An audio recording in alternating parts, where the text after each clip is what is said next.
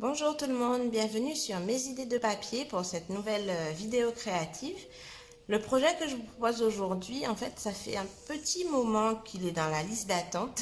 Ça fait un petit moment que j'ai envie de partager ça avec vous, mais bon, il me manquait le temps de faire la vidéo, de faire le montage, enfin voilà, parce que c'est quand même un projet, enfin vous allez le voir, mais c'est quand même un projet qui prend un peu de temps.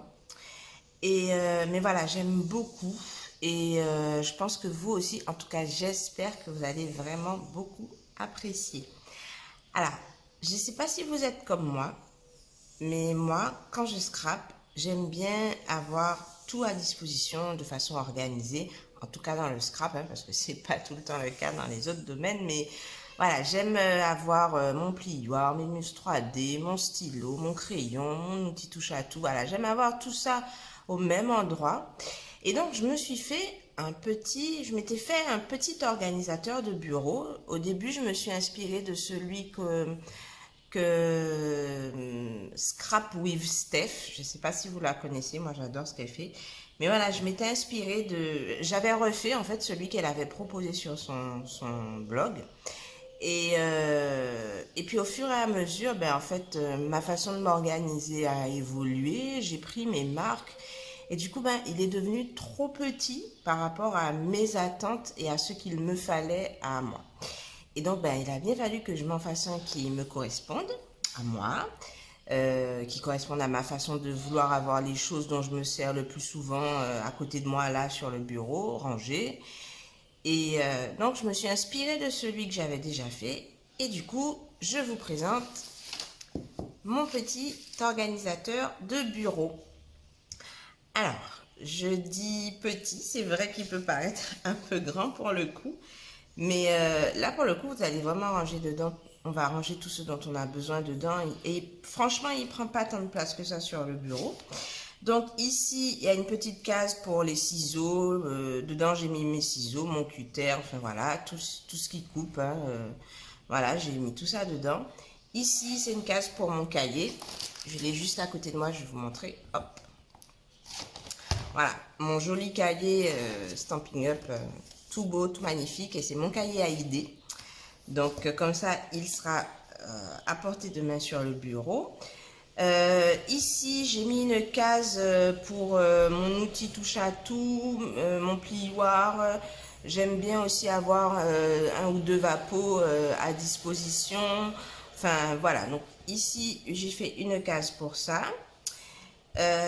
Ici, j'ai mis une case pour les post-it, les gommettes, les petites choses comme ça. Les post-it, c'est toujours intéressant d'en avoir sous la main. Je ne sais pas si vous connaissez la technique de masquage. J'essaierai de vous faire un projet avec cette technique, mais voilà, on a besoin de post-it et du coup, moi, j'aime bien les avoir sous la main aussi.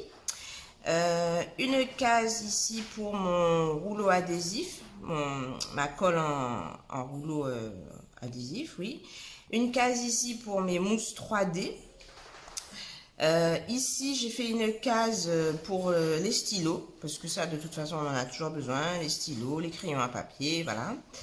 La case d'en bas, alors c'est une case que j'ai fait pour nos mini points de colle, pour que nos mini points de colle rentrent dedans, et pour aussi notre colle en dérouleur.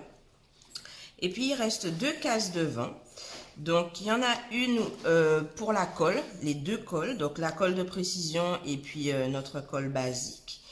Et cette case, c'est un peu la case fourre-tout, c'est-à-dire que dedans, j'y mets un peu tout, la gomme, le taille-crayon, je mets mon nuancier, voilà, je mets une recharge pour mon outil, tout ça, touche à tout, enfin voilà, toutes ces petites choses-là, je mets ça dans ça. Et c'est ce projet, en fait, que je vous propose de refaire avec moi aujourd'hui. Pour que la vidéo ne soit pas trop longue, je ne vais pas refaire toutes les cases avec vous. Je vais en refaire que deux, sachant que de toute façon sur le blog, vous allez trouver le plan de découpe.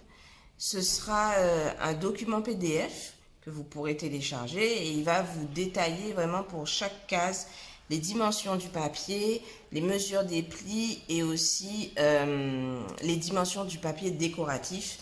Parce que, ben voilà, vous voyez, il est bien décoré, il est tout beau. Je ne sais pas comment vous le trouvez, mais moi, je l'adore. Donc je ne vais faire que 2 cases avec vous. On va faire la case fourre-tout et on va faire la case pour les mini points de colle et l'adhésif en dérouleur. Et pourquoi on va refaire que ces 2 compartiments-là? C'est parce qu'en fait, vous allez vous rendre compte en regardant la vidéo qu'il y a 2 cases qui n'ont pas le même principe de montage que les autres. C'est la case fourre-tout et la case cahier. Parce que ce sont des cartes qui sont plus larges et qui ne rentrent, pour qu'elles rentrent dans une feuille de papier A4, pour pouvoir les faire dans une feuille de papier A4, il fallait que le montage soit différent des autres. C'est-à-dire que en fait pour les autres compartiments, on fait le montage de droite à gauche ou de gauche à droite, ça dépendra de comment vous aurez plié votre papier, mais ça je vous l'expliquerai dans la vidéo. Alors que pour les 2 cases, la case fourre-tout et la case cahier, en fait on va faire le montage du haut vers le bas. Donc voilà, je vais vous montrer tout ça dans la vidéo, vous verrez, c'est pas compliqué du tout.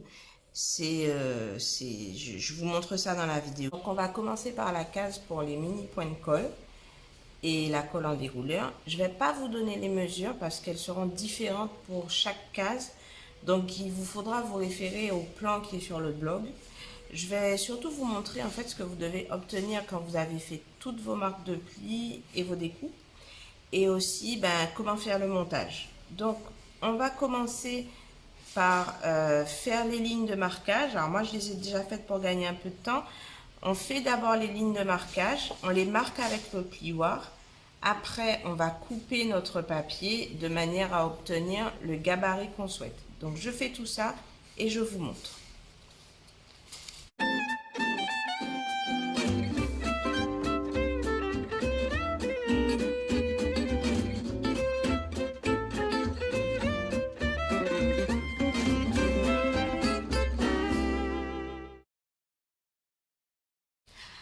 Alors, donc voilà ce que vous devez obtenir. Vous avez un papier avec 2 marques de plis, hop, avec 2 marques de plis à l'horizontale et 1, 2, 3, 4 marques de plis à la verticale. Sur la petite marge de 2 cm qui est donc ce sera la marque du haut de votre compartiment. Il faut biaiser vos marques en faisant des coupes en V, d'accord? Donc vous ne coupez pas droit au niveau de la marque de pli, vous biaisez un peu en faisant une coupe en V. Par contre sur le bas, il faut couper droit jusqu'à la première marque de pli, d'accord? Et concernant la petite marge de 1 cm que vous allez avoir sur les côtés, vous enlevez les 2 extrémités hautes en biaisant en haut également. Et par contre, en bas, vous coupez droit parce que ça va être le bas de notre compartiment. Donc, il faut qu'on puisse après pouvoir bien la fermer. Une fois qu'on a obtenu ce gabarit-là, il ne nous reste plus qu'à fermer la boîte, qu'à la monter. Donc en fait, on va mettre de la colle sur la petite languette pour fermer la boîte sur les côtés. Vous allez vous retrouver avec une boîte qui sera fermée sur les côtés. Au niveau de des languettes de 2 cm, on va mettre un peu de colle pour fermer la boîte. Voilà, on va les replier en fait sur l'intérieur. Ça va renforcer un peu les bords. Et pour la fermeture du bas, mon conseil pour faire de jolies finitions, c'est de positionner la jonction. Vous voyez quand vous avez fermé en fait votre boîte, il y a une jonction là en fait. Je ne sais pas si j'arriverai à bien vous montrer. Voilà, vous voyez quand vous allez fermer votre boîte, ça va faire une jonction. Moi, je vous conseille cette jonction de la mettre sur l'arrière, de la placer, de la positionner vers l'arrière. Et donc pour vos rabats, pour que ce soit aussi esthétique et très joli dans la finition, quand vous allez rabattre vos rabats du bas, le dernier que vous allez rabattre, ce sera celui qui va se trouver, hop, alors je vous montre, ce sera celui qui va se trouver sur le devant. Comme ça, vous allez vous retrouver avec une boîte ce sera plus esthétique et on ne verra pas les fermetures où il y a de la colle, ni celle-ci, ni celle du bas, quoique celle du bas, j'ai envie de vous dire que ça n'a pas trop grande importance parce qu'après, de toute façon, notre boîte sera posée dessus, donc on ne le verra pas. Et une fois que votre compartiment est monté, il ne vous restera plus qu'à coller le papier décoratif que j'ai déjà découpé. Je vous fais tout ça et on se retrouve tout à l'heure. Autre chose que j'ai oublié de vous dire, si ça, la petite languette, quand vous allez retirer les deux petits rectangles, vous pouvez biaiser aussi, d'accord? Vous pouvez biaiser, hop,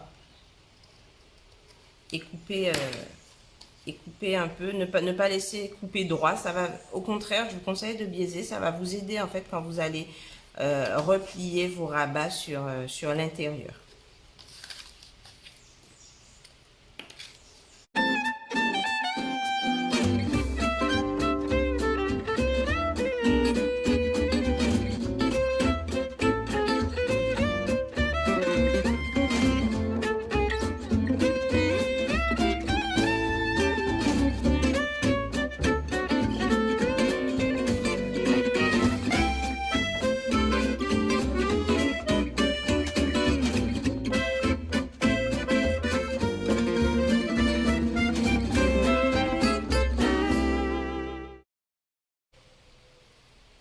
Voilà, donc quand vous avez fini de décorer votre boîte, vous vous retrouvez avec ceci.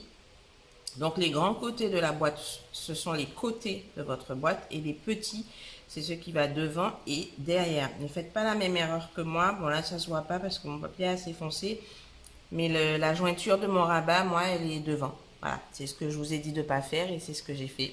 Je suis désolée. Voilà, ne faites juste pas la même erreur que moi. Il aurait fallu que je tourne ma boîte dans ce sens, mais c'est pas très choquant, ça se voit pas beaucoup, donc voilà. Ici, le papier, il est plus petit que la boîte, que la face de la boîte, mais c'est normal parce que en fait, il va venir, il y aura quelque chose qui sera collé en fait dessus et donc on ne verra pas cette partie. Donc ne gâchez pas du papier à motif. Si vous pouvez suivre les mesures, ne vous inquiétez pas si c'est plus petit, c'est tout à fait normal.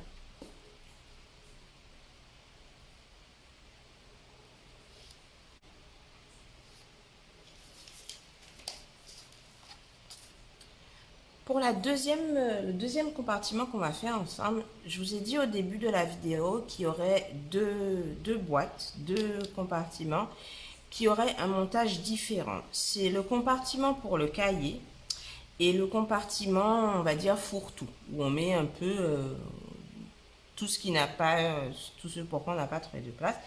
Et c'est le compartiment fourre-tout qu'on va faire ensemble. Comme pour le premier compartiment, vous allez retrouver toutes les mesures sur le document que je vais vous mettre sur le blog. J'ai déjà fait les marques pour aller plus vite. Donc, je fais tout ça, je marque les plis, je fais les découpes et je vous montre ce que ça donne.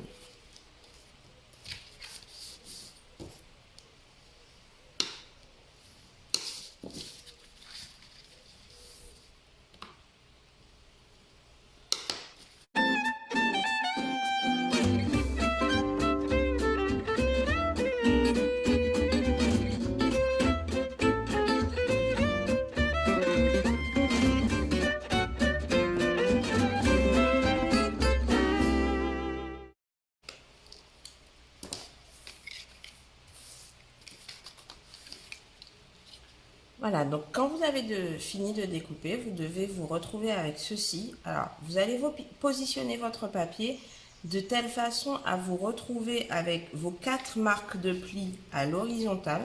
Donc, dans ce sens, vous voyez, 1, 2, 3 et 4. Et les deux marques de plis, les deux autres marques de plis, du coup, doivent être à la verticale. Alors, quand vous avez positionné votre papier comme ça, vous allez couper les deux rectangles ici. Vous allez les enlever. Vous pouvez couper droit, vous pouvez biaiser. D'ailleurs, c'est ce que je vais faire. Tiens, je vais biaiser un peu.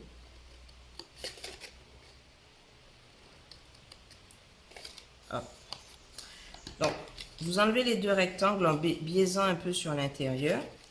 Ceux du bas, vous ne les enlevez pas. Vous coupez juste. Alors, je ne sais pas si je vais essayer de vous montrer ce que j'ai voulu faire. Voilà, vous voyez, vous ne les enlevez pas. Vous faites juste une coupe jusqu'à la première marque de pli. Une coupe ici jusqu'à la première marque de pli. Et cette ailette qui va vous rester, ce petit rectangle en fait, vous le biaisez sur les côtés. D'accord? le grand rectangle du milieu, il reste droit. Ou quoi que, on va faire pareil, on va le biaiser aussi. Je vais faire ça avec vous. Hop. Voilà, donc pour ceux du bas, vous allez vous retrouver avec quelque chose comme ça, d'accord? Vos deux petits rectangles en bas, vous ne les enlevez pas. Vous n'enlevez que ceux du haut. Et pour les petits onglets du milieu, donc en fait, là, par contre, on va découper et vous allez aussi biaiser, c'est-à-dire que vous allez faire une découpe en V au niveau de votre pli et vous faites ça à droite et à gauche, d'accord? Et une fois que vous avez fait ça, vous allez vous retrouver avec quelque chose comme ceci. Voilà, j'espère qu'on voit bien la vidéo. Normalement, ça ne devrait pas poser de soucis. Donc voilà, vous vous retrouvez avec ça. Et donc à ce moment-là, ben, il ne reste plus qu'à monter la boîte. Donc vous allez mettre de la colle sur les deux grands rabats du haut et du bas et les coller vers l'intérieur. C'est ce qui va, comme pour la première boîte, hein, c'est ce qui va solidifier un peu les côtés de votre compartiment. D'accord? Et par rapport aux onglets, alors vous allez rabattre tout ça. Hop, le premier onglet. Vous pouvez mettre, il n'y a pas d'ordre spécifique, juste à part celui-là que vous rabattez en dernier. Donc celui-là ou celui-là au début, comme vous voulez. Et celui-là, hop, on le rabat en dernier. Et vous voyez qu'il vous reste, hop, il vous reste ce petit rectangle-là que vous allez rabattre. Vous allez mettre de la colle ici et vous allez le rabattre sur l'intérieur. Et ça, alors si vous faites la même chose avec l'autre côté, bien sûr. Et vous avez obtenu votre petite boîte. Je fais tout ça. Une fois que vous avez fait ça, il ne restera plus qu'à la décorer. Moi, mon conseil, comme pour la première boîte, ne faites pas la même erreur que ce que j'ai fait. Pour avoir une jolie finition, vous allez repérer la marque au niveau des onglets. D'accord? Il y a toujours un léger décalage, en fait. Et ça, vous allez le placer vers l'arrière. Donc, pour que ce soit... Ça veut dire que ça, ce sera le devant de votre boîte et vous allez obtenir une finition, quelque chose de bien lisse, de bien joli. Et une fois que vous avez monté votre boîte, ben, vous repérez le devant de votre compartiment et vous collez votre papier décoratif sur le devant de la boîte. Je fais tout ça et on se retrouve après.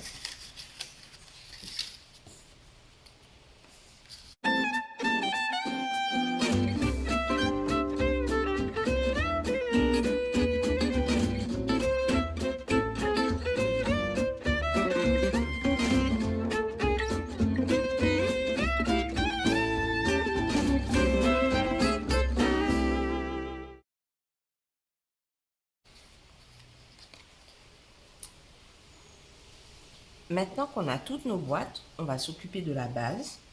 On va prendre nos 4 morceaux de papier. Comme pour les compartiments, les mesures seront sur le blog. Et on va faire une marque de pli à 2 cm de chaque bord en haut et en bas.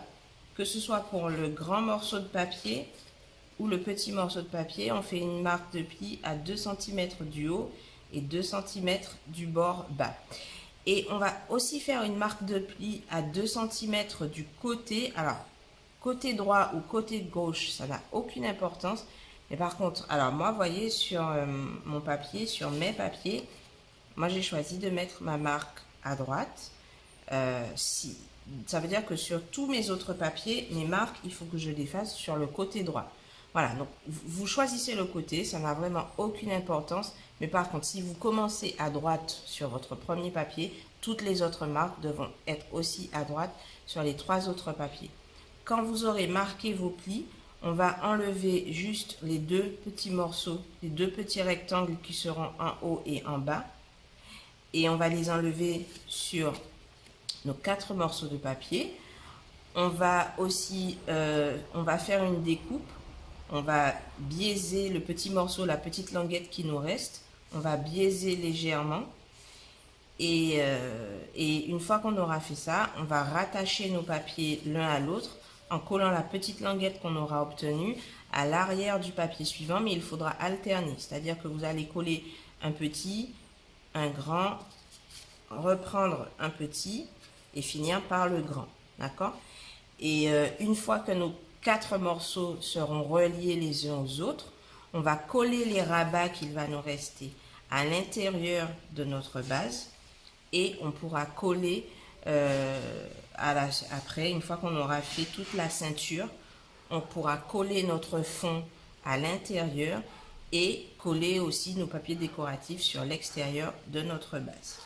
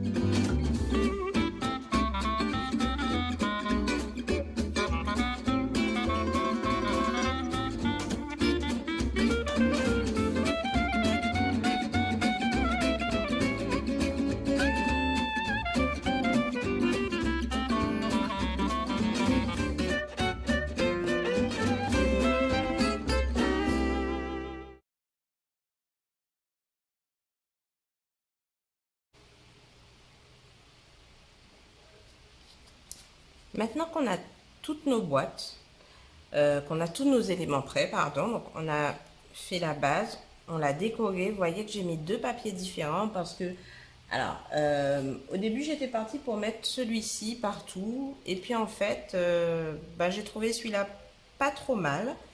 J'ai trouvé qu'il allait quand même assez bien avec le reste du papier, donc je l'ai mis juste sur les côtés. Voilà, j'ai changé ma déco au dernier moment. Je ne sais pas si ça vous arrive, mais moi ça m'arrive assez souvent. Maintenant qu'on a tous nos éléments prêts, on va assembler tout ça. Donc, on va d'abord coller tous nos compartiments les uns aux autres.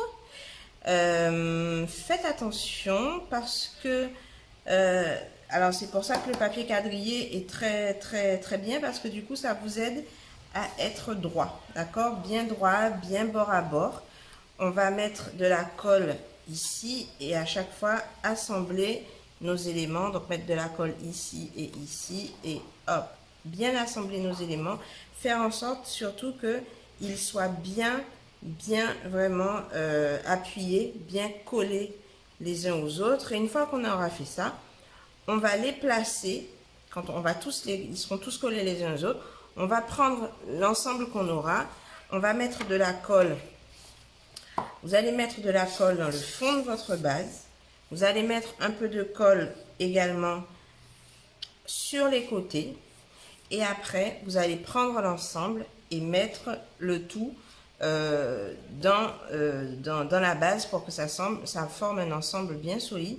Il est possible qu'il faille un peu jouer des coudes, mais normalement, tout doit bien rentrer dans la base.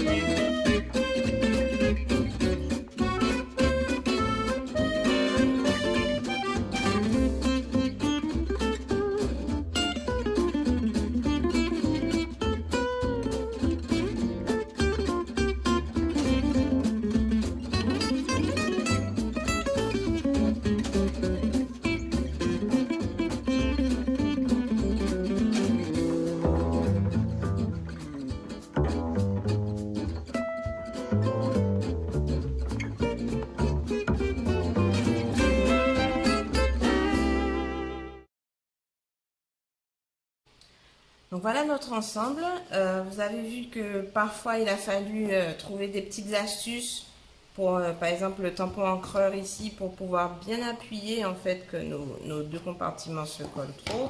Ou sinon j'ai utilisé un stamping right et le plioir et j'ai voilà pour vraiment bien mettre en contact les deux parties.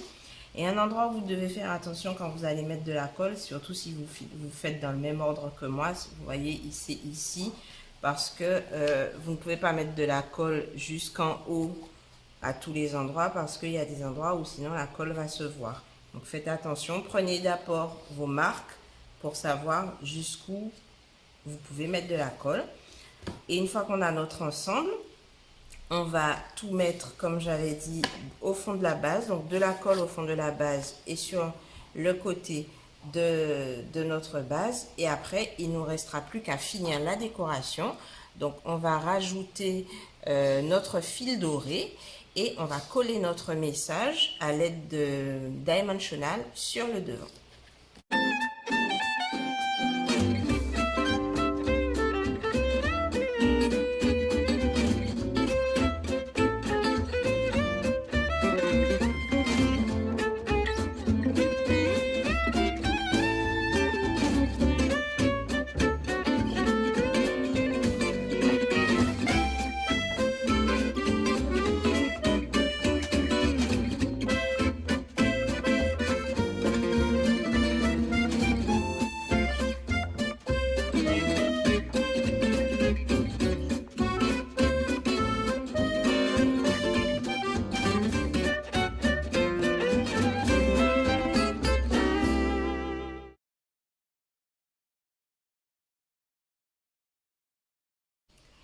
Et voilà, notre joli organisateur de bureau.